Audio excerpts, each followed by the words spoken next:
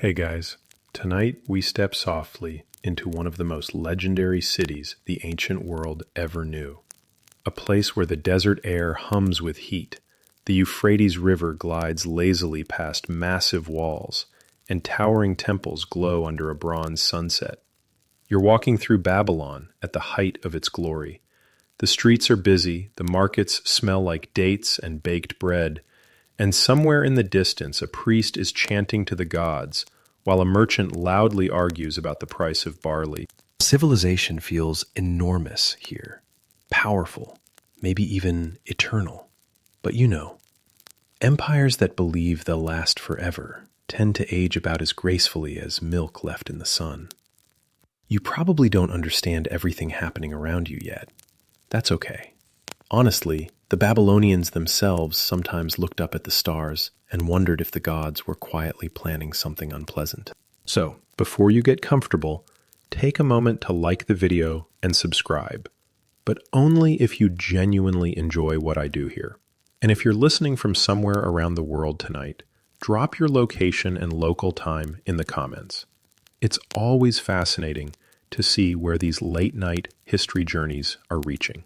Now, dim the lights, maybe turn on a fan for that soft background hum, and let's ease into tonight's journey together. You stand before the city walls of Babylon, and they are enormous. Not, that's a nice wall, enormous. More like, did someone accidentally build a mountain around the city, enormous. Ancient writers claimed the walls were wide enough for chariots to race along the top. Whether that's perfectly accurate or a bit of ancient bragging is another question, but the truth is still impressive. Archaeology confirms Babylon had one of the most formidable defensive systems in the ancient world. The walls stretch for miles, layered with gates, towers, and thick mud brick fortifications baked hard under the Mesopotamian sun. And the most famous entrance of all stands before you, the Ishtar Gate. Its deep blue glazed bricks shimmer in the sunlight, decorated with rows of golden dragons and bulls marching in endless procession. The dragons represent Marduk, the chief god of Babylon. The bulls belong to Adad, the storm god. Walking through the gate feels like stepping into a story where gods casually supervise city planning. You pass beneath the archway and enter a processional road paved with stone. On festival days, this road fills with priests, musicians, soldiers, and massive statues carried on platforms. But tonight, in the calm glow of evening lamps, the city moves at a slower rhythm. Babylon is not just big. It's organized. Canals branch through neighborhoods like watery streets. Farmers float grain into the city on barges. Bakers prepare flatbread in clay ovens. Scribes scratch careful lines of cuneiform onto wet tablets, probably complaining about deadlines just like modern office workers. Historians agree that Babylon, particularly during its later height in the 6th century BCE, was one of the largest cities on Earth. Some estimates suggest over 200,000 people lived here, which, in the ancient world, is basically the equivalent of a packed modern metropolis. And yet, while the city appears confident and unstoppable, the seeds of its future collapse are already quietly planted. Empires rarely fall because of one dramatic disaster. Usually it's more like a slow leak in a very expensive tire. As you wander deeper into Babylon, the skyline rises around you. Massive temples dominate the city center. The most famous of these is the towering ziggurat called Etemenanki. Picture something like a gigantic stepped pyramid reaching toward the sky. Ancient descriptions claim it rose nearly 90 meters high. From the top, priests believed they were closer to the gods themselves. Some scholars even think this structure inspired the later biblical story of the Tower of Babel. Historians still argue whether the biblical account was directly referencing this ziggurat or simply drawing inspiration from the reputation of Babylon as a city that tried to touch the heavens.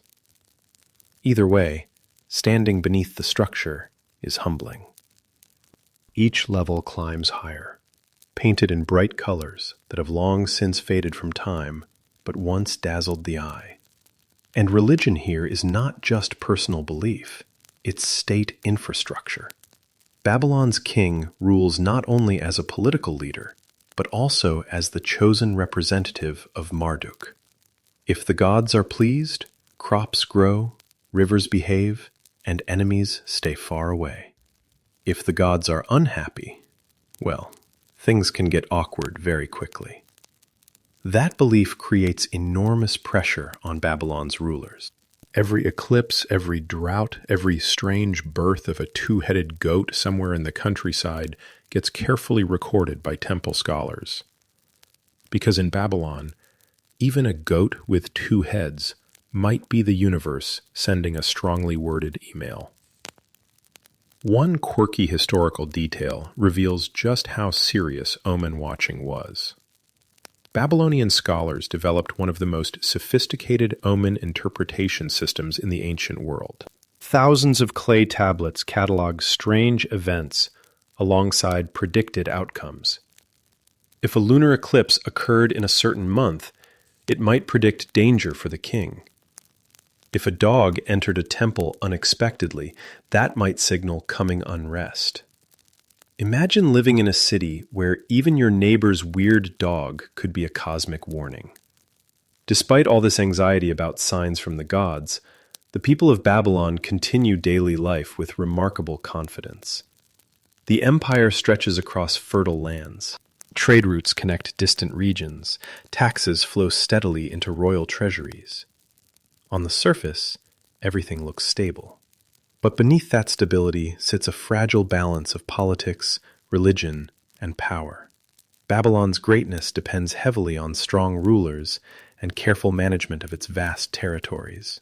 When leadership falters, the system can wobble surprisingly fast. Historians still argue whether Babylon's eventual downfall began with political miscalculations, religious tension, or simple overconfidence. Some believe the empire's leaders trusted their walls too much. Others think the real weakness lay inside the palace itself. And as you drift through the lamplit streets tonight, you can almost sense it. The laughter in taverns, the bargaining in markets, the temple chants echoing softly through the warm night air. All of it feels permanent. But history has a funny habit of proving confident empires wrong. And somewhere beyond Babylon's massive walls, beyond the fertile valleys and dusty caravan roads, forces are already moving that will one day test whether this city of wonders truly is eternal, or just another chapter waiting to close. You keep walking, unaware that the story unfolding around you will eventually become one of the ancient world's greatest mysteries. How a city this powerful, this magnificent, could fall almost overnight. But for now, Babylon still glows beneath the stars, and the empire still believes the gods are on its side. The night air of Babylon still carries the warmth of the day as you wander farther down the processional road. Oil lamps flicker along the walls, casting soft, golden light across carved reliefs of lions and sacred animals. Somewhere behind you, the Ishtar Gate fades into the darkness, but the city continues to stretch outward in every direction. Temples, homes, canals, gardens, and more temples. Babylon feels ancient even to the people living here. And that's partly because its identity was forged centuries earlier by one man whose name still echoes through the city like an old legal document that no one dares to misplace. Hammurabi. Now, if you've ever heard someone say, an eye for an eye, congratulations, you've brushed against Hammurabi's legacy. Around 1750 BCE, this Babylonian king assembled one of the most famous law codes in history. You can imagine the massive stone stele standing proudly in a temple courtyard. Carved across its surface are hundreds of laws, written in tidy cuneiform script. At the top, an image shows Hammurabi standing before Shamash, the sun god of justice, who appears to be handing him divine authority, which is basically the ancient equivalent of saying, "These laws aren't just my idea, the sun god signed off on them." And the code covers everything: theft, agriculture, trade disputes, marriage, construction accidents, and even the proper consequences if your neighbor's ox decides to wander into your field and eat your crops. Historians widely agree that Hammurabi's code is one of the earliest large written legal systems in human history. It helped standardize justice across the empire and made Babylon a model of order in a region where chaos was not exactly rare. But the laws are also famously strict. If a builder constructs a house and it collapses, killing the owner, the builder may be executed. If it kills the owner's son, the builder's son might be executed instead. Which sounds less like legal reform and more like a very intense family accountability program. You probably don't want to hire a careless contractor in this city. Still, the laws did something powerful. They created the idea that society should operate under consistent rules, not just the whims of whoever happened to hold the biggest sword that week. And that idea becomes the backbone of Babylonian civilization. Generations pass, kings rise and fall, but Hammurabi's reputation lingers like an old but respected brand name. Even centuries later, Babylonian rulers invoke his legacy as proof that they stand in a long line of divinely guided authority. But here's where things start to get interesting. Systems built on strict order can be incredibly stable, until they aren't. Babylon's structure depends on layers of hierarchy: priests interpreting the gods, scribes managing records, governors overseeing distant territories, and kings maintaining divine legitimacy. When every piece functions properly, the empire hums along like a carefully tuned machine. When one piece slips, the machine begins to rattle. And empires, much like old chariots, don't always handle rattling very well. As you wander through a residential district, you notice something fascinating about Babylonian daily life. Houses cluster around narrow streets built from sun-baked mud bricks that hold the day's warmth long into the night. Inside these homes, families gather around simple meals: bread, dates, onions, maybe some fish pulled earlier from the Euphrates. It's surprisingly normal life for a city that ancient writers often describe as impossibly grand. Babylon isn't just kings and temples. It's thousands of ordinary people going about routines that feel oddly familiar, arguing about money, worrying about taxes, hoping their children grow up safe. But even everyday life is influenced by Hammurabi's legacy. Contracts are written on clay tablets. Marriages are legal agreements. Loans carry interest rates carefully recorded by scribes who would probably thrive in modern accounting departments. One quirky historical detail: Babylonians were incredibly serious about record keeping. Some clay tablets preserve things like beer rations for workers and lists of livestock counted by temple officials.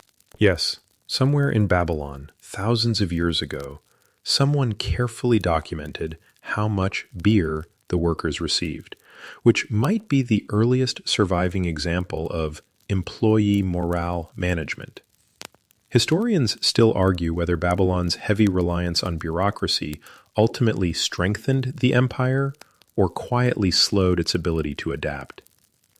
A highly structured system creates stability, but it can also become rigid. Think of it like a giant ship with thousands of ropes, sails, and pulleys. When everything works, the ship glides beautifully across the water. But if the wind suddenly changes direction, turning that ship quickly becomes complicated. And winds in the ancient world changed often. Babylon sits in Mesopotamia, the land between the Tigris and Euphrates rivers. This region is fertile but politically volatile. For centuries, Rival kingdoms rise, fight, collapse, and get replaced by new ones. Babylon itself has already fallen and risen multiple times before the era you're walking through now. Empires in this region rarely stay comfortable for long, yet the people here believe their civilization has something special, something durable. They have the favor of Marduk. They have the legacy of Hammurabi. They have walls that seem impossible to breach. And perhaps most importantly, they have the memory of surviving past crises. There's a quiet confidence in Babylonian culture, almost like someone who has already survived several storms, and now assumes the next one will pass just as easily. But history has a habit of surprising confident civilizations. As you pass another temple courtyard, priests are studying the night sky. Clay tablets sit nearby, waiting for fresh observations. Because in Babylon, the heavens are a giant message board from the gods. The position of planets, the shape of the moon, even unusual clouds might signal divine approval or warning. And tonight, as stars shimmer over the Euphrates, those scholars are carefully watching, recording, interpreting, trying to make sense of patterns that might hint at Babylon's future. What they don't yet know is that far beyond the eastern horizon, another kingdom is rising, one that will eventually test whether Hammurabi's legacy, Babylon's walls, and centuries of tradition are enough to hold back the turning of history.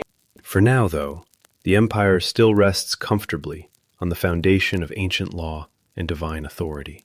But foundations, even legendary ones, can crack slowly over time, and when they do, the fall can come faster than anyone expects. The lamps of Babylon burn late into the night, and as you continue wandering through its wide avenues and narrow side streets, the city feels almost impossibly alive. Music drifts from a tavern somewhere nearby. A donkey brays in protest as someone tries to load one more sack of barley onto its back. From the temple district, the steady rhythm of chanting floats through the warm air. You're standing inside what many people would later call Babylon's Golden Age, and at the center of that glittering moment stands a king whose name echoes through history with a kind of grand, theatrical confidence. Nebuchadnezzar II. Now that's a name that sounds like it comes with its own drum roll. Nebuchadnezzar rules Babylon in the 6th century BCE, and under his leadership the city becomes one of the most magnificent urban centers the ancient world has ever seen. Historians widely agree that his reign, lasting from 605 to 562 BCE, represents the peak of the Neo-Babylonian Empire. You could think of him as the ultimate ancient construction enthusiast. Temples are rebuilt, city walls are expanded, palaces rise along the banks of the Euphrates, roads are paved and monumental gates decorated with bright glazed bricks. Babylon becomes less of a city and more of a carefully staged spectacle. You walk past the royal palace complex, and even from the outside, you can tell it's enormous. The courtyards stretch out like a maze of stone and shadow. Guards stand near doorways holding spears and trying very hard to look intimidating, though one of them secretly appears to be fighting off a yawn. Being a palace guard at midnight probably wasn't the most exciting job in the empire. Inside those walls, Nebuchadnezzar oversees an empire that stretches across much of Mesopotamia and the surrounding regions. His armies have defeated rival powers, including the Egyptians, in a major battle at Carchemish. That victory helps secure Babylon's dominance across the Near East. So politically and militarily, Babylon is sitting comfortably on top of the regional power pyramid. But Nebuchadnezzar isn't satisfied with military success alone. He wants Babylon to look like the capital of the universe. And in fairness, he gets pretty close. Many of the architectural wonders associated with Babylon come from his reign. The Ishtar Gate you passed earlier, that's his work. The enormous defensive walls, expanded under his orders. Even the famous processional road lined with lions is part of his grand vision for the city. But perhaps the most mysterious project of all is something you've probably heard whispered about in history books and documentaries: the Hanging Gardens. Now, here's where things get fascinating. Ancient writers described a massive, terraced garden rising high above the city, layered platforms overflowing with trees, flowers, vines, and flowing water. Supposedly, it looked like a mountain of greenery floating in the desert. Some accounts claim Nebuchadnezzar built it for his wife, Amytis, who missed the green hills of her homeland, which, if true, is one of the most ambitious "I got you some flowers" gestures in history. Historians still argue whether the Hanging Gardens actually existed in Babylon at all. No definitive archaeological evidence has ever been found inside the city itself. Some scholars believe the gardens might have been located in another city entirely, Nineveh, built by the Assyrians instead. Others argue that the evidence simply hasn't survived. So as you walk along the riverbank tonight, you might imagine those terraces rising somewhere nearby. Or you might be standing in the middle of history's most famous landscaping rumor. Either way, Babylon under Nebuchadnezzar looks magnificent. Markets overflow with goods from distant lands, cedar wood from Lebanon, metals from Anatolia, precious stones carried along trade routes that stretch farther than most people here could even imagine. Scribes record shipments, taxes, temple donations, and royal decrees with obsessive attention to detail. Life appears prosperous and stable, but empires often shine brightest right before their most difficult challenges. You notice something subtle about the city as the night grows quieter. So much of Babylon's greatness depends on the personal authority of its king. Nebuchadnezzar is not just a ruler, he's the architect of Babylon's identity. His building projects, military victories, and religious devotion reinforce the belief that the gods favor this empire. When a king this powerful holds everything together, stability feels effortless. But history teaches us that strong leaders create a strange kind of vulnerability. What happens when that leader is gone? Nebuchadnezzar dies in 562 BCE, after more than 4 decades on the throne. For the people of Babylon, it must have felt like the end of an era. And unfortunately for the empire, the rulers who follow him are not quite the same. A series of short-lived kings step onto the throne, some ruling for only a few years before being replaced through palace intrigue, political maneuvering, or sudden death. Historians still argue whether internal instability after Nebuchadnezzar's reign significantly weakened Babylon, or whether the empire remained strong enough to survive if outside forces had not intervened. But you can feel the shift beginning. In taverns and markets, people whisper about court politics. Priests worry about maintaining proper rituals. Officials scramble to maintain the enormous administrative machine that keeps the empire running. The city still looks magnificent from the outside. The walls still stand tall. The temples still glow with torchlight. But the steady hand that built this golden age is gone. And without that steady hand, Babylon's confidence begins to wobble ever so slightly. Meanwhile, far beyond the eastern deserts and mountain passes, another leader is rising. A ruler with an unusual talent for uniting tribes, conquering kingdoms, and quietly rewriting the balance of power across the ancient world. But here in Babylon tonight, the music still plays. Merchants still haggle. Priests still chant beneath towering temples. The empire still believes it stands at the center of the world. It just hasn't realized yet that history is already shifting beneath its feet. You continue wandering through Babylon as the night deepens, and something about the city begins to feel quieter now.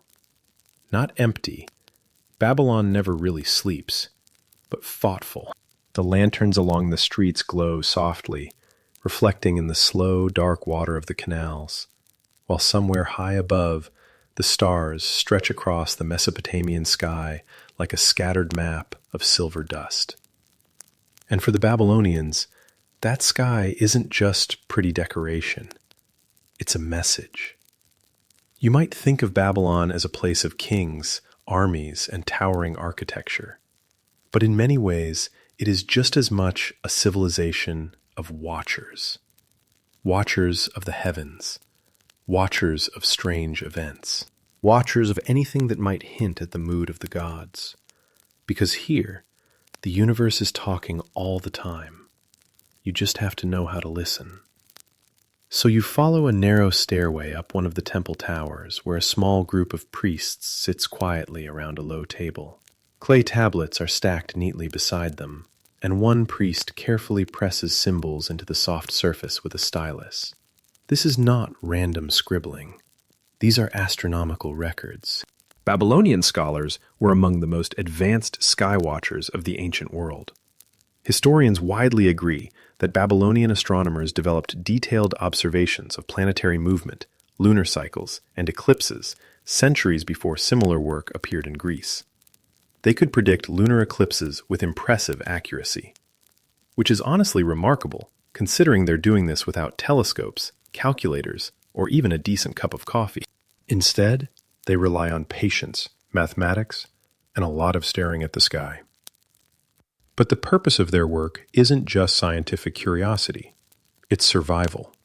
Because every unusual event in the heavens might signal danger for the king, or the entire empire. A lunar eclipse, for example, could be interpreted as a warning of disaster approaching the throne. When this happens, the Babylonians sometimes perform a curious ritual known as the substitute king. Yes, this is exactly as strange as it sounds. If the omens predict doom for the king, the court temporarily places another man on the throne, usually a prisoner or someone from a lower class. That unlucky individual becomes the ceremonial king for a short period, absorbing the bad fate predicted by the heavens. After the dangerous period passes, well, the substitute king doesn't exactly get a retirement plan. Let's just say the job comes with a very short contract. It's one of those quirky historical details that makes you realize how deeply seriously Babylon took the idea that cosmic forces directly influenced political life. And it wasn't just eclipses. Babylonian omen texts describe thousands of possible signs. A strange birth of an animal, a sudden storm, a crack appearing in a temple wall. Each event might carry symbolic meaning. Historians still argue whether Babylonian omen interpretation was genuinely believed by all members of society, or whether some officials quietly treated it more like a political tool. Either way, the system had enormous influence. Kings consulted priests before making major decisions. Military campaigns might be delayed because a planetary alignment looked suspicious. Even agricultural planning sometimes depended on celestial observations. So as you stand beside these priests tonight, watching them record the positions of the planets, you realize something important about Babylon. This empire doesn't just depend on armies or walls. It depends on the belief that the gods are guiding everything. And that belief creates a fragile psychological balance. Because what happens if the signs start looking unfavorable? You glance toward the horizon where the moon hangs low over the Euphrates. The water glimmers faintly, carrying reflections of both stars and city lights. The priests murmur quietly as they compare tonight's observations with older records. Some of these tablets stretch back generations, forming an enormous archive of celestial patterns. And the Babylonians are very good at spotting patterns. Sometimes, perhaps, a little too good. Human brains are excellent at seeing meaning in random events. If a storm appears after a comet, someone might assume the comet caused the storm. If a king dies after an eclipse, suddenly eclipses look very suspicious. You can almost picture a Babylonian priest squinting at the sky and saying, Jupiter moved 2 degrees left tonight. That can't possibly mean anything good. Despite the anxiety surrounding omens, the system also produces genuine scientific knowledge. Babylonian astronomers eventually developed mathematical models that help predict planetary motion. Their observations will later influence Greek astronomy, which in turn shapes much of Western scientific tradition. So even though the Babylonians are partly motivated by divine fear, they end up laying foundations for astronomy itself, which is one of those beautiful historical ironies. You keep walking through the temple district, where incense drifts lazily through the air. Statues of gods line the courtyards: Marduk, Ishtar, Shamash, each watching over the city with silent stone eyes. Religion in Babylon is not casual. It is woven into politics, science, and daily life. If the gods are pleased, Babylon prospers. If the gods are angry, well, the consequences could be enormous. And here's where things begin to feel slightly uneasy. In the years following Nebuchadnezzar's death, unusual political tensions start to appear inside the empire. New rulers struggle to maintain the same level of religious harmony between the throne and the priesthood. Temple authorities hold enormous power, especially in Babylon itself. If a king fails to respect traditional rituals, the priests might interpret that as a dangerous break in the cosmic order. And when cosmic order breaks, people start looking nervously at the sky again. Historians still argue whether religious conflict inside Babylon played a direct role in the empire's eventual collapse. But one thing is clear. In a civilization where the king's legitimacy depends heavily on divine approval, even small religious disputes can grow into major political problems. And soon, Babylon will gain a ruler whose unusual decisions will confuse priests, anger traditionalists, and perhaps weaken the delicate relationship between gods and king that had held the empire together for centuries. For now, though, the stars continue their silent motion across the sky. The priests keep recording their positions. The city sleeps beneath towering temples, and somewhere within those endless celestial patterns, the Babylonians believe the future of their empire is already written. They just haven't realized yet how close that future is beginning to move. The quiet temple courtyards slowly fade behind you as you move deeper into Babylon again. Dawn is still hours away, but the city feels like it's holding its breath between moments. The Euphrates glides through the darkness, reflecting torchlight from the palace walls, and somewhere a lone guard coughs loudly, just to remind himself he's still awake. By now, Babylon has seen many kings come and go since the death of Nebuchadnezzar. Some rule briefly, some disappear in palace intrigue, a few barely leave a mark on history at all. And then comes a king who leaves a mark by doing something very unusual. His name is Nabonidus. If Nebuchadnezzar was the empire's grand builder and symbol of stability, Nabonidus is, well, the king who made everyone slightly uncomfortable. He comes to power around 556 BCE, after a period of political turbulence. Historians believe he may have taken the throne through a palace coup, replacing a young ruler named Labashi Marduk, which means his legitimacy already starts a little shaky. But Nabonidus doesn't seem overly concerned with smoothing things over. In fact, almost immediately, he begins making decisions that puzzle the priesthood of Babylon. The most surprising involves religion. Remember how the entire Babylonian system depends heavily on honoring Marduk, the city's chief god? Every New Year festival, the king must personally participate in rituals at Marduk's temple. These ceremonies reaffirm that the gods approve of the ruler and the empire. It's basically Babylon's version of a yearly cosmic performance review. But Nabonidus appears far more interested in another deity entirely, the moon god Sin.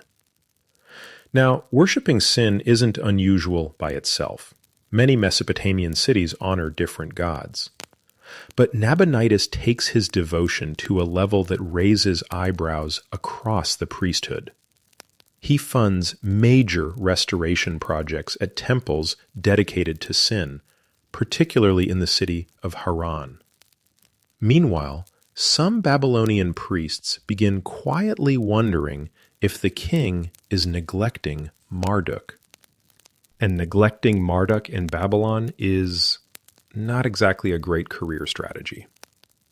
Historians still argue whether Nabonidus was genuinely a religious reformer or simply following personal spiritual interests.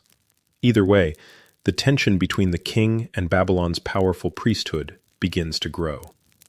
But Nabonidus's most famous decision is even stranger. At some point during his reign, he leaves Babylon.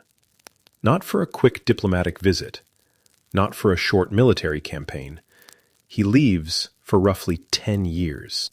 Yes, the king of the most powerful city in Mesopotamia basically relocates to the Arabian oasis city of Tema for a decade.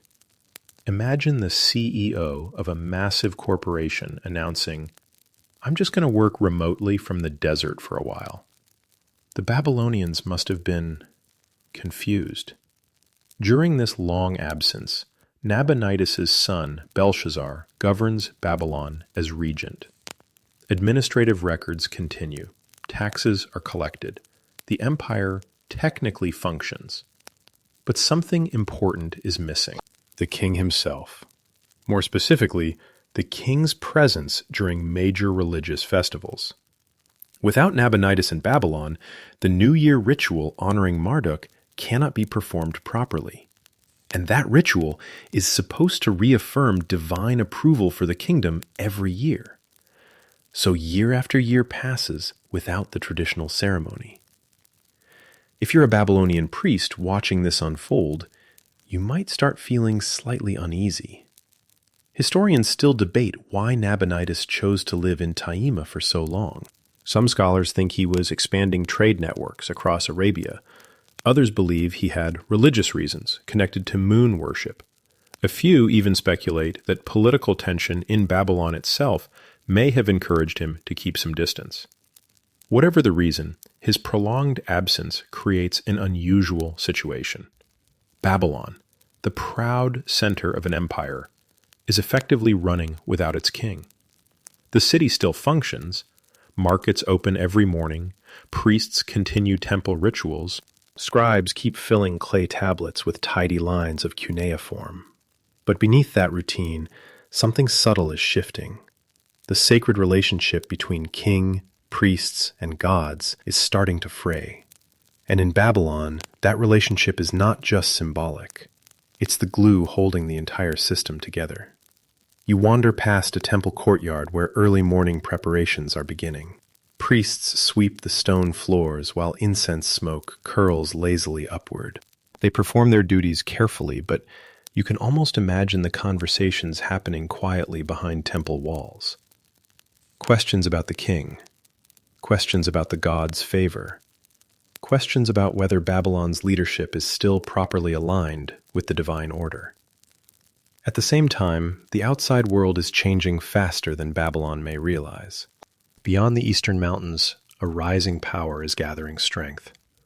One led by a ruler whose ambition and military skill are beginning to reshape the political landscape of the entire region. His name is Cyrus. And while Babylon's priests debate religious rituals and its king spends years away in the desert, Cyrus is quietly building something remarkable. He unites Persian tribes. He defeats the powerful Median Empire. He expands his territory with an efficiency that surprises nearly everyone watching from neighboring kingdoms. Historians still argue whether Babylon truly recognized the scale of the Persian threat early enough. Some think the empire underestimated Cyrus entirely. Others believe internal tensions inside Babylon, especially between Nabonidus and the priesthood, distracted the leadership from the growing danger. Whatever the truth may be, one thing is becoming clear. Babylon is no longer the only giant in the region. And giants sometimes fall not because their walls are weak, but because their attention is pointed in the wrong direction. For now, though, the city continues its quiet routines. The sun will rise soon over the Euphrates. Merchants will open their stalls. Scribes will prepare fresh clay tablets. And somewhere far away, Cyrus the Great is already moving his armies closer to a future that will eventually intersect with Babylon in ways few people inside these walls can yet imagine. Morning finally arrives over Babylon, spilling pale gold light across the river and the towering city walls. From the rooftops, you can see the Euphrates winding through the city like a slow, patient ribbon. Fishermen are already casting nets. Bakers pull warm bread from clay ovens. Donkeys begin their daily routine of carrying things they probably feel very underappreciated for carrying. Babylon wakes up like any great city, busy, noisy, confident. And yet, beyond the horizon, something is changing the balance of the entire ancient world. You may remember the name whispered at the end of the night before. Cyrus, more formally known as Cyrus the Great. If Nebuchadnezzar was Babylon's master builder, Cyrus is something slightly different, a master unifier, a leader with an unusual combination of military skill, political strategy, and the rare ability to convince conquered people that cooperating with him might actually be a pretty decent idea, which, historically speaking, is a very powerful trick. Cyrus begins his rise in the mid-6th century BCE as the ruler of a relatively modest Persian kingdom. Persia at the time is technically under the authority of the Median Empire, a regional power that controls large territories across Iran. But Cyrus has bigger plans. Around 550 BCE, he leads a revolt against the Medes and defeats their king, Astyages. Instead of destroying the Median system, Cyrus does something clever. He absorbs it. The Persian and Median elites become part of a larger political structure that we now call the Achaemenid Empire. Historians widely agree that this moment marks the birth of one of the largest empires the world had yet seen. And Cyrus is just getting started. From there, his armies move with surprising speed.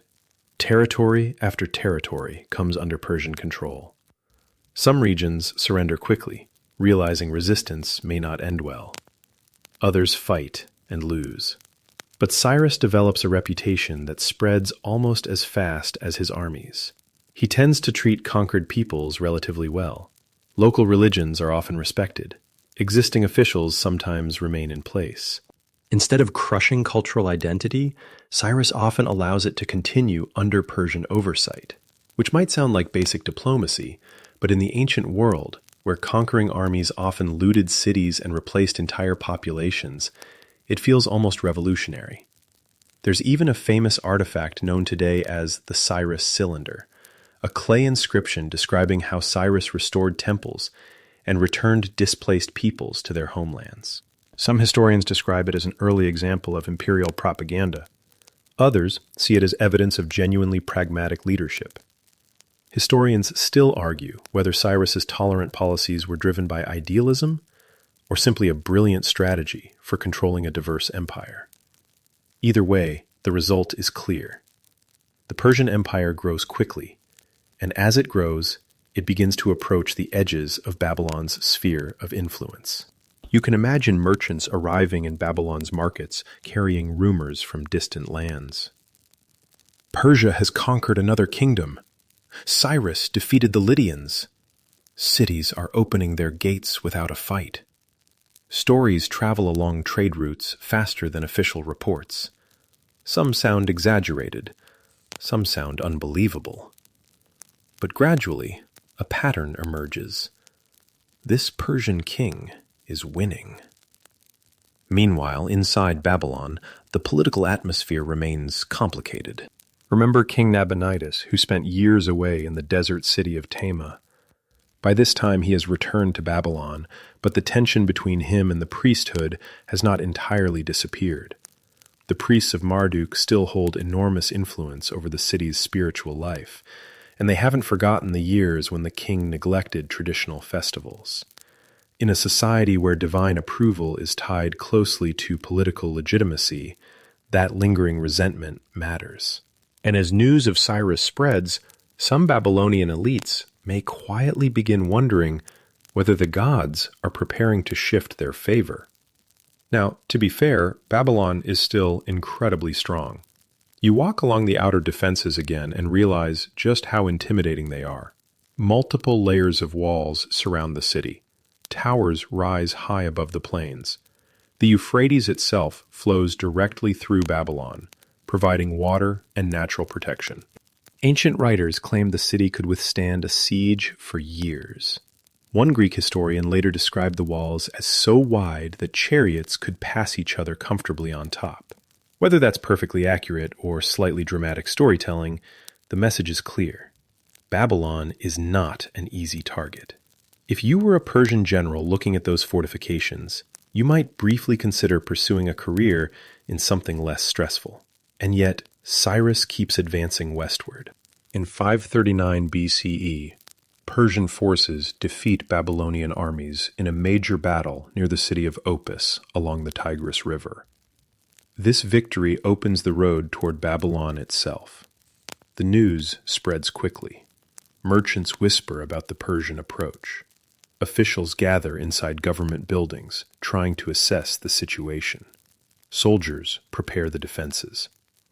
But something about this coming confrontation feels different from previous wars. Historians still argue whether the Babylonian population fully supported Nabonidus' leadership at this moment. Some ancient sources suggest parts of the population may have been dissatisfied with his rule. Others believe the situation was more stable than later propaganda suggests. What we do know is that the most famous siege in Babylon's history might not have been much of a siege at all, because the city that looked almost impossible to conquer is about to face a challenge that bypasses brute force entirely. As evening falls again over the Euphrates, you stand on the walls looking eastward. The plains stretch into the distance, quiet under the fading light. But somewhere out there, beyond the horizon, Cyrus the Great and the armies of Persia are moving steadily closer. And Babylon, the city of walls, temples, and ancient pride, is about to discover whether its greatest defenses are strong enough to stop a new kind of empire. You climb the massive outer wall of Babylon as dusk settles once again over the plains. The stones beneath your feet still hold the heat of the day, and from this height the entire city stretches out like a living map, canals glimmering in the fading light, temple towers rising like stairways to the sky, and clusters of homes packed tightly together around winding streets. It's easy to see why many people believed this city could never fall. Babylon's defenses are not just impressive, they're legendary. The outer fortifications alone form an enormous barrier around the city. Thick mud brick walls, reinforced with baked bricks, tower above the landscape. In some sections, they may have reached heights of more than 20 meters.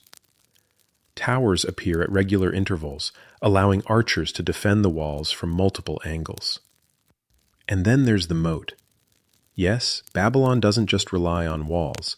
Some areas of the city are surrounded by deep defensive ditches filled with water diverted from the Euphrates. If an attacking army somehow manages to reach the wall, they still need to cross a watery obstacle first, which is basically the ancient equivalent of installing both a security alarm and a very aggressive guard dog. Even more intimidating are the city gates. Massive wooden doors, reinforced with metal bars, can seal entrances quickly. Behind those gates, narrow passageways force attackers into tight spaces where defenders hold the advantage. Babylon was designed for defense. Historians widely agree that a direct assault on the city would have been incredibly difficult. Even large armies might struggle to break through without suffering heavy losses, which raises a fascinating question. If Babylon was so strong, how exactly did it fall? You lean against the stone parapet and look down toward the Euphrates cutting through the center of the city. The river is not just a scenic feature, it's part of Babylon's infrastructure. Water flows through canals, feeding fields, gardens, and reservoirs. It's also part of the city's defense system. But rivers can sometimes become unexpected weaknesses. And this is where the story begins to blur slightly between history and legend. Ancient Greek historians, especially Herodotus, describe a clever strategy used by the Persians during their conquest. According to this account, Cyrus's army diverted the Euphrates River upstream, lowering the water level as it flowed through Babylon. When the river dropped low enough, Persian soldiers supposedly marched along the riverbed directly into the city through gates that opened onto the water.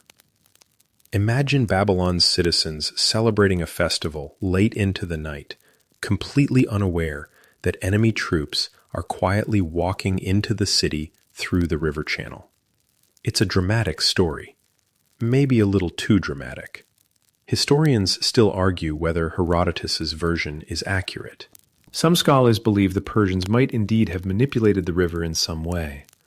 Others think the city may have surrendered more peacefully than the legend suggests. Because another ancient source, the Babylonian Chronicle, describes something far less cinematic. According to that account, Persian forces captured the nearby city of Sippar without major resistance. Shortly afterward, Babylon itself was taken with relatively little fighting, which has led some historians to suspect that internal dissatisfaction with Nabonidus might have made the conquest easier. If parts of the population, or the priesthood, were unhappy with the king, they may not have been eager to defend him to the last brick. And in ancient politics, the difference between heroic resistance and quiet surrender can sometimes come down to who controls the city gates. You glance again at the towering defenses around you. The walls still look incredibly strong. But even the strongest walls rely on people to guard them. If those people hesitate, or worse, decide the new ruler might actually be an improvement, the walls become far less useful. There's also an interesting psychological factor. Babylon had survived for centuries. Its people were accustomed to thinking of the city as the center of civilization itself. That kind of reputation can create confidence, but it can also create complacency. When a city believes it's invincible, it may not prepare for unexpected threats as carefully as it should. One quirky historical detail highlights Babylon's sense of security. Ancient accounts describe large storehouses inside the city, stocked with grain and supplies intended to survive long sieges. In theory, Babylon could have held out for years. But stockpiles only matter if a siege actually happens. And in Babylon's case, the fall of the city may have unfolded so quickly that those preparations barely came into play. As darkness spreads across the plains, torches flicker along the wall towers. Guards pace slowly, watching the distant horizon. Somewhere far beyond that darkness, Persian forces are positioning themselves for what will become one of the most surprising victories in ancient history. Yet from where you stand, Babylon still looks unstoppable. The walls stretch endlessly in both directions. The river glides calmly through the city. Temple fires glow softly against the night sky. Everything about this place feels solid and permanent. But history has a strange sense of humor. Sometimes the strongest fortress falls not with thunder and fire, but with a quiet shift of loyalty, a lowered gate, or a river that suddenly becomes shallow enough to walk through. And before the people of Babylon fully realize what's happening, the empire they believed could never be conquered will face a night that changes everything. The night that Babylon falls begins quietly. Too quietly, in fact. You're still standing on the walls as darkness spreads across the plains, but something about the city tonight feels strangely calm.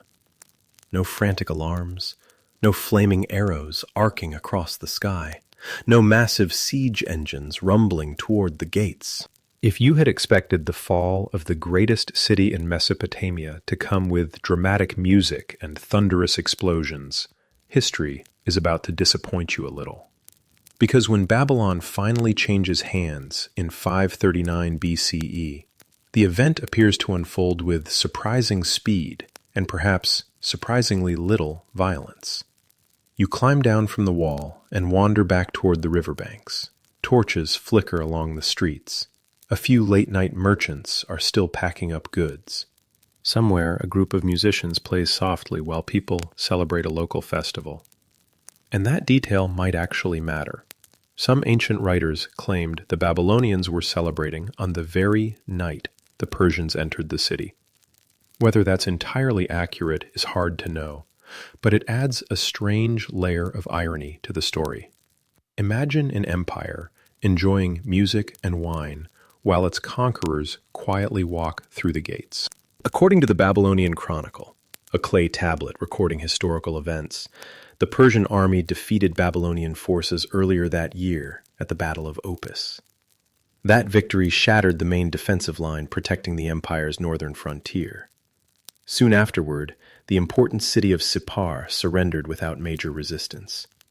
Then, something remarkable happened. When Persian forces approached Babylon itself, the city appears to have been taken with minimal fighting.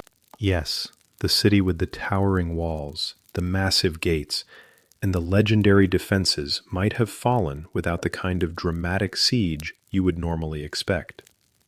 Historians still argue about exactly how this occurred. One possibility is that parts of the Babylonian population, particularly the powerful priesthood of Marduk, were unhappy with King Nabonidus. If Cyrus promised to respect traditional religious practices, local elites may have seen him as a preferable ruler. Another possibility is that Persian forces simply caught the city off guard and secured key entrances before organized resistance could begin. And then there's the famous river story you heard earlier. The Greek historian Herodotus describes Persian engineers diverting the Euphrates upstream, lowering the water level enough for soldiers to march through the river channel beneath Babylon's defenses. If true, it would have been an extraordinary engineering maneuver. Picture Persian troops quietly stepping along the muddy riverbed under the cover of darkness, while the city continues its normal evening routines above them. But many modern historians treat this account cautiously. The Babylonian Chronicle doesn't mention such a dramatic operation. Instead, it suggests the Persians entered the city peacefully after Nabonidus fled. So we're left with a bit of a historical mystery. Did Cyrus conquer Babylon through brilliant engineering? Did the city simply open its gates? Or was it some combination of strategy, internal politics, and a little luck? Historians still argue whether Babylon truly resisted the Persian entry at all. As you walk through the dimly lit streets tonight, the mood begins to shift. Word spreads slowly at first. Whispers pass between neighbors. Persian soldiers have been seen near the outer districts.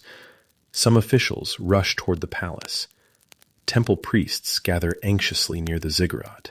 Guards begin moving through the streets with tense expressions. But the panic you might expect never fully erupts. Instead, the transition appears strangely controlled. By the time the sun rises the next morning, Babylon is no longer ruled by its own king. The empire has fallen, and the man responsible is Cyrus the Great. One particularly fascinating historical detail appears in later inscriptions celebrating the conquest. Cyrus presents himself not as a destroyer of Babylon, but as its liberator. He claims that the god Marduk himself chose him to restore proper order to the city. In this version of the story, Nabonidus angered the gods by neglecting Babylon's traditions, and Cyrus arrived as the divinely favored ruler who would correct those mistakes, which is very convenient messaging if you happen to be the conquering king. But it also shows Cyrus's political genius. Instead of humiliating Babylon, he embraces its religious identity and positions himself as a rightful successor. No burned temples, no mass destruction, just a new ruler calmly stepping into an existing system. The people of Babylon wake up to a city that looks almost exactly the same as the day before. The walls still stand, the temples still operate, the markets still open. But the empire that once ruled the region has quietly passed into the hands of a new power. You walk back toward the river as morning light spreads across the rooftops. The Euphrates flows peacefully through the city, as if nothing unusual has happened at all. Yet somewhere inside the palace, Persian officials are already organizing the administration of their newest and perhaps most famous conquest. Babylon, the proud center of Mesopotamian civilization, has fallen.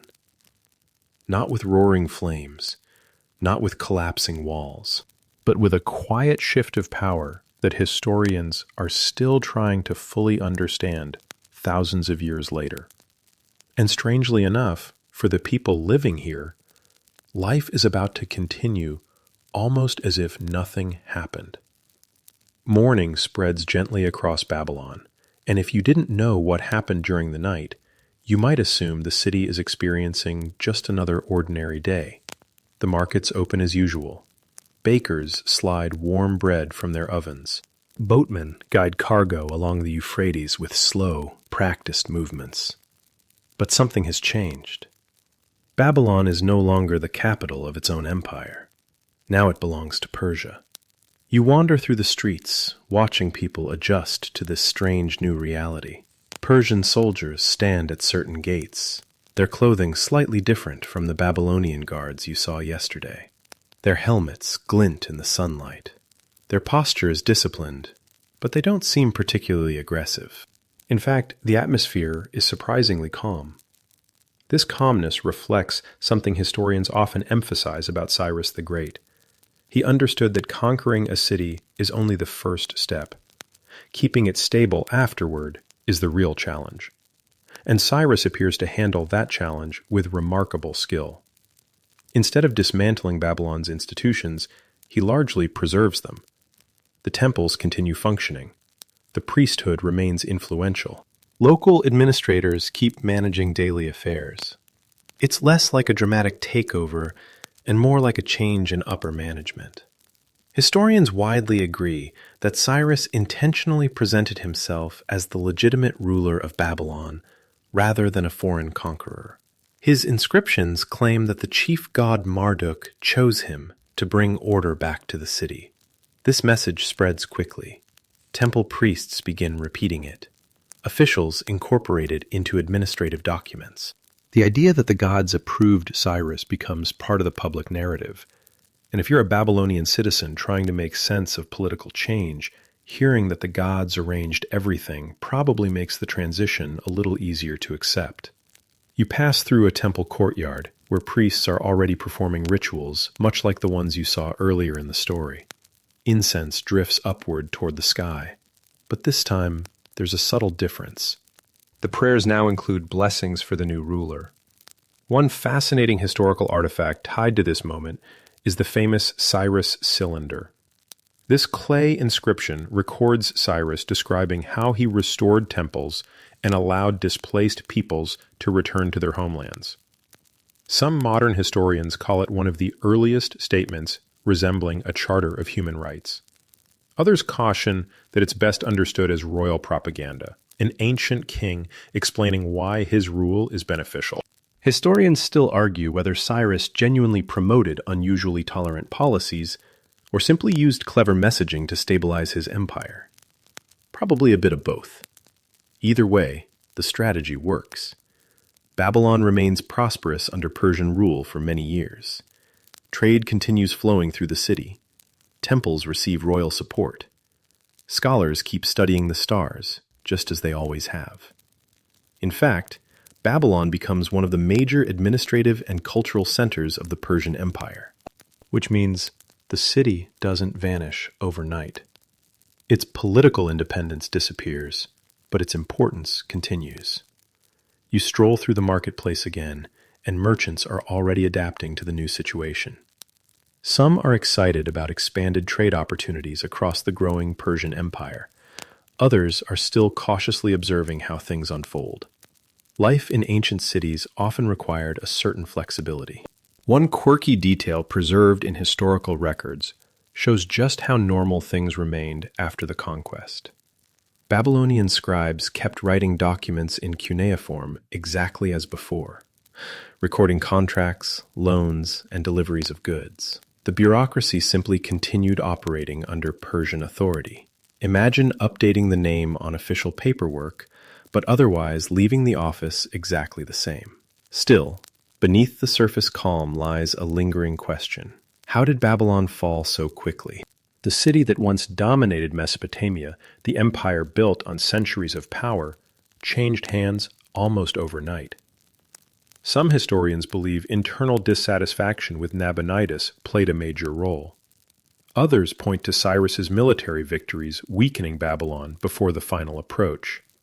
And some argue that the empire's greatest strength, its ancient traditions and rigid systems, may also have limited its ability to respond to sudden threats. Empires, after all, are complicated machines. They depend on leaders, institutions, public confidence, economic networks, and sometimes simple, good timing. When several of those pieces shift at once, even powerful civilizations can change course very quickly. You pause near the towering ziggurat again, looking up at the enormous structure rising toward the sky. The temple still stands, just as it did before the Persians arrived. Priests climb its steps carrying offerings. From this vantage point, the fall of an empire feels strangely quiet. No dramatic ruins, no smoldering battlefield, just a new ruler, new banners, and the slow turning of history. Babylon will remain an important city for centuries after this moment. Persians will rule it.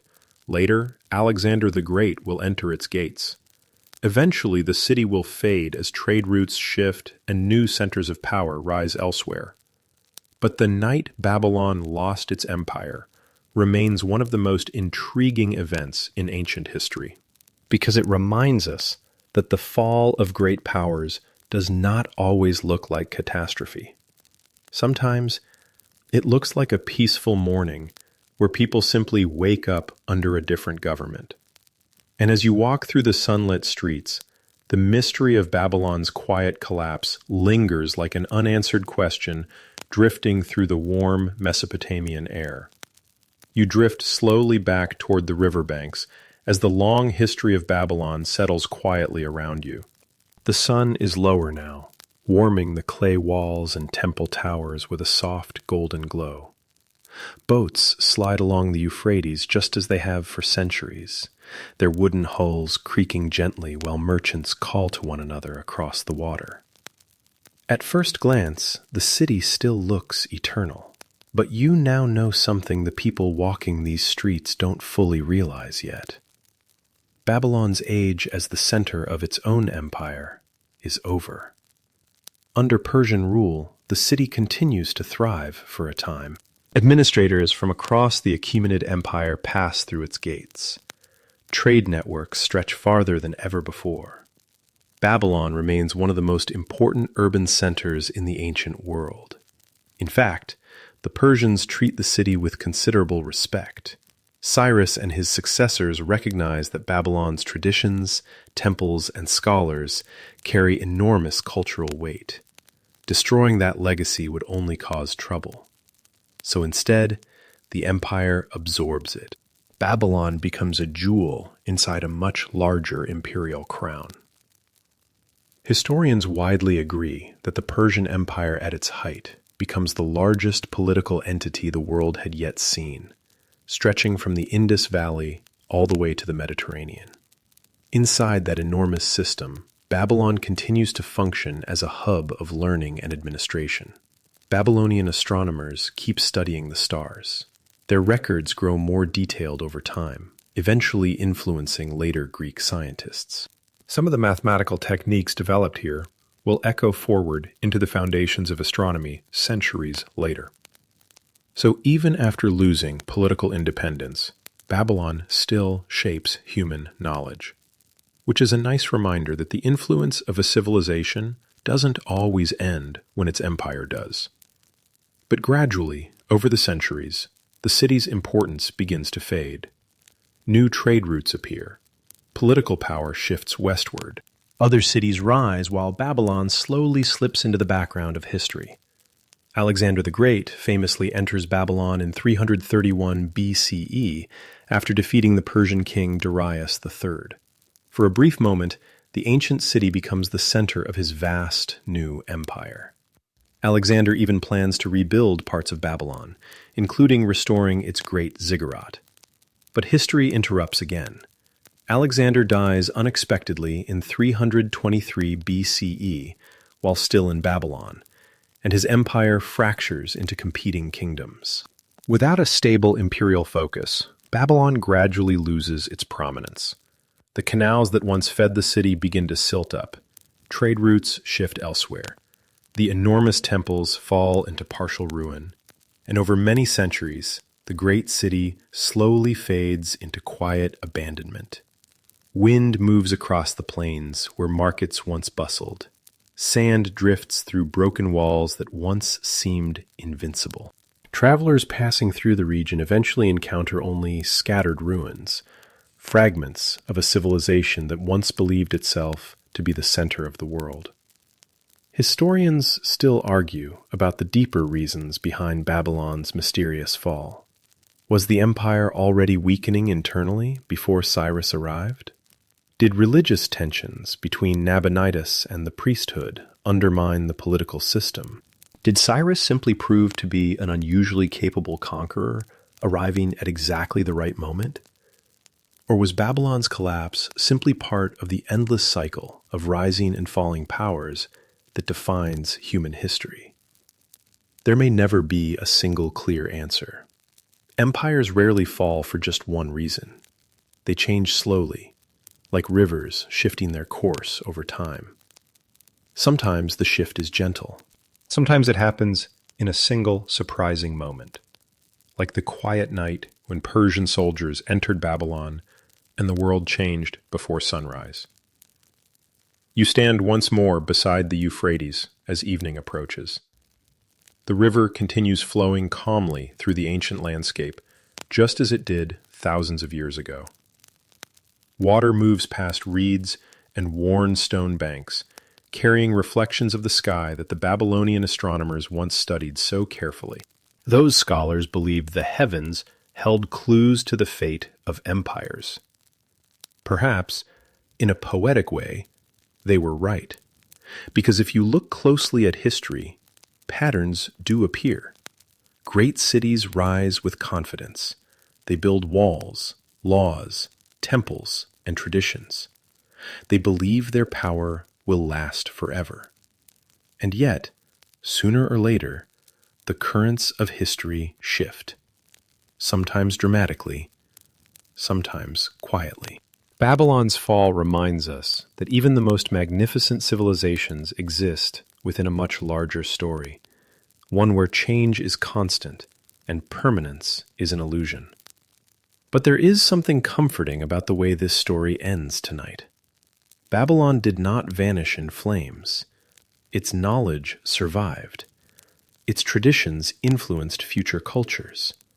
Its astronomers helped humanity better understand the sky itself. In a sense, Babylon never truly disappeared. It simply transformed, its ideas drifting forward through time, much like the calm waters of the Euphrates slipping endlessly past the sleeping city. So as the sun sinks below the horizon and the desert air begins to cool, the ancient world grows quieter. The ruins of Babylon rest beneath the stars, the same stars its priests once studied, the same stars that watched empires rise and fall long before and long after Babylon's mysterious night of change. And now the city fades gently into the soft darkness of history, where its stories can finally rest, slowly, quietly, just like a good bedtime tale. The night grows calmer now, and you can almost feel the centuries drifting past like soft waves across the sand. The great city that once roared with markets, chariots, and temple chants has settled into stillness. Imagine the Euphrates moving gently through the ruins, its waters reflecting a sky filled with quiet stars. Long ago, Babylonian scholars would have stood nearby watching those same stars, carefully recording their positions, believing the heavens carried whispers about the future of kings and empires. Perhaps those scholars never realized that their own city would one day become part of that same distant past they were trying to understand. But that's the strange beauty of history. The walls crumble, the palaces fade, the crowns pass from one ruler to another, yet the stories remain. They drift forward through time, carried by tablets, ruins, and curious minds who still wonder how such a powerful empire could fall so quietly. Tonight you walked through Babylon when it was alive, through its glowing gates, its crowded markets, its towering temples reaching toward the sky. And now the city grows silent again. The torches fade. The river keeps flowing. The desert wind moves gently across ancient stones that once held the center of the world. So let the quiet settle in around you. Let the past soften and blur like distant lanterns across the water. And as the stars hang peacefully above the old plains of Mesopotamia, the story of Babylon finally drifts to rest.